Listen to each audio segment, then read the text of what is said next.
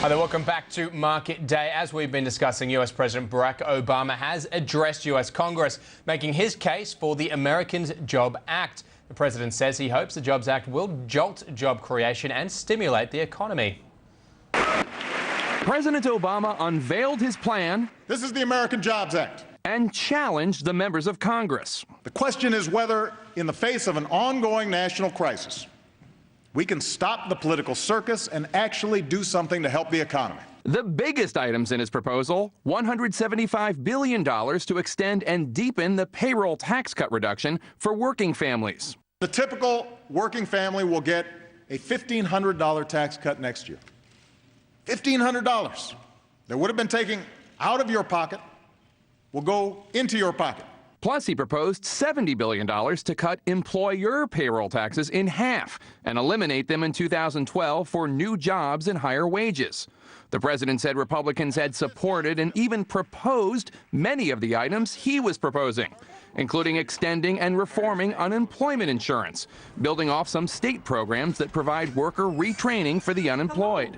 This jobs plan builds on a program in Georgia that several Republican leaders have highlighted, where people who collect unemployment insurance participate in temporary work as a way to build their skills while they look for a permanent job. The president also proposed $140 billion to help keep 280,000 teachers on the job, as well as firemen and police officers, and to build infrastructure. We can put people to work rebuilding America. Everyone here knows we have badly decaying roads and bridges all over the country. Our highways are clogged with traffic.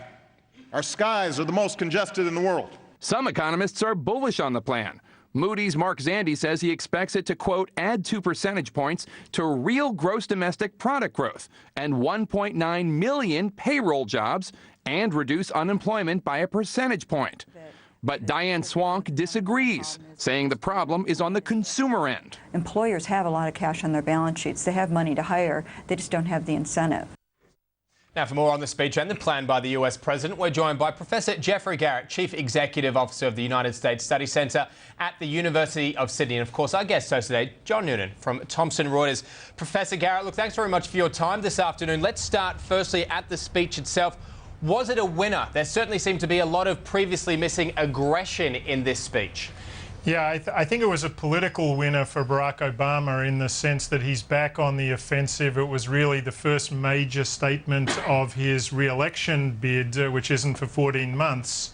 Whether the bill he proposed can be enacted as is, I think that's pretty dubious. But he wants to change the political tone. I think he believes that he let the Republicans have all the running, talking mostly about spending cuts. Government is the problem, not the solution. He's back in there now saying, listen, there is a role for government. We've got an economic crisis, not a fiscal crisis. Oh, and by the way, at least half of my stimulus is going to be tax cuts that Republicans should like. Did he need to sound presidential there? I read some criticisms in the lead up to it suggesting he was being too much of a negotiator, that he really needed to be the leader many people were hoping he was going to be when he took office. Yeah, that has been the criticism of Obama, and I think it's had two versions. You know, from the beginning, he's basically stood on the sidelines on fiscal issues and said to Congress, you should come to the agreement and then I'll sign it. The other part is really, you know, he's been taking a beating from the Tea Party Republicans since they won office in the 2010 midterm congressional elections. People on the left have been looking for him to fight back, and I think we saw him fighting back today. Professor Garrett, John Noonan from Thomson Reuters. On that very issue of the Tea Party and the Republican opposition, markets right now are very cautious and somewhat skeptical that even though the plan sounds a positive move in the right direction, that we may see the political circus, as the president called it, take place again, not only about this plan to build jobs, but also when they go back to fixing the debt crisis in a couple of weeks, when they try and come up with some long-term solutions. Will the fact that we're in a political year, or we're entering the political season, mean that it's less likely that this package is going to pass and that we are going to see strong leadership in some of this get through, or more likely? I think on balance it's less likely, and in fact there are 3 set pieces coming up in the next 2 months. So we've got will Congress approve the president's jobs plan? That's the first one. Second, at the end of September, the US needs to pass a new budget. Can they pass a new budget? And then third, the super committee is going to report in by the end of November, and there's going to have to be a vote on their recommendations and, in fact, on a balanced budget amendment to the US Constitution. All deeply political, massive partisan divide on them.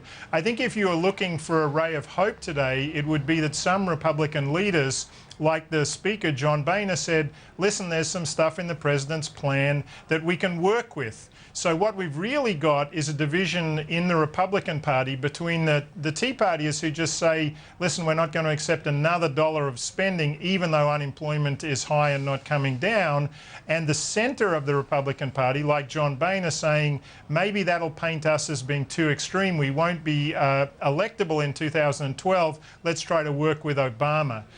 You know, if I had to bet today, I'd bet on more partisan warfare because the Tea Party proved intractable in the debt ceiling debate, you know, a few weeks ago. Why would they change their stripes now?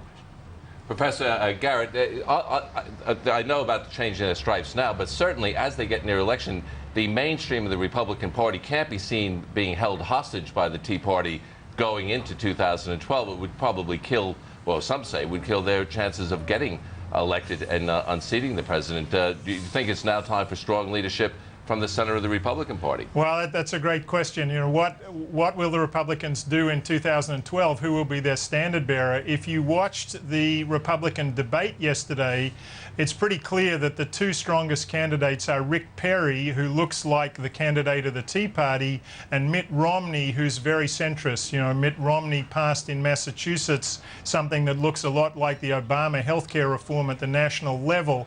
You know, yesterday Rick Perry said that Social Security, the American retirement program, is broken and needs to be ended. Those are really fighting words. You know, could you get elected in the US saying you wanted to kill Social Security and do what the Republicans said in the House, which is to end Medicare, the healthcare program, the government healthcare program for the aged? Who knows? But as you know, Perry is ahead of Romney at the moment in the standings for the Republican presidential nominee, and some polls also show he's ahead of Obama. So, you know, the political debate has gone a long way in the US. It's quite remarkable that we're talking about small government when it seems that the #1 economic problem is unemployment, and for 70 years we've thought more government was the solution to short-term unemployment problems. Professor, what about on the Democratic side of politics, on Obama's own party? Do you think the progressives will have any issues with some of the issues that he laid out, the suggestions that there did need to be some changes to Medicaid and so forth, and the fact that there were a lot of, I suppose, Republican-aimed and friendly tax cuts added? Yeah, look, Obama has lost most of his friends on the left of the Democratic Party. You know, about 2 months ago, he was willing to do a deal, a deficit reduction deal, in which 85% of the cuts were spending cuts and only 15% were tax increases. You know, mainstream Democrats just couldn't swallow that. Now he's talking about even more deficit reduction. So the left of the Democratic Party has lost faith in Obama, but they don't have anywhere else to go. So when it comes to the end of the day, the only question is whether the Democratic base would vote for Obama in an election. I don't think you have to worry about Democrats deserting Obama in Congress. It's only will he be able to get the vote out in 2012 if he looks too centrist. And is he on the offensive now, as you say, 14 months away from the election? Does this put him on the front foot in terms of taking the initiative and being able to force his own agenda?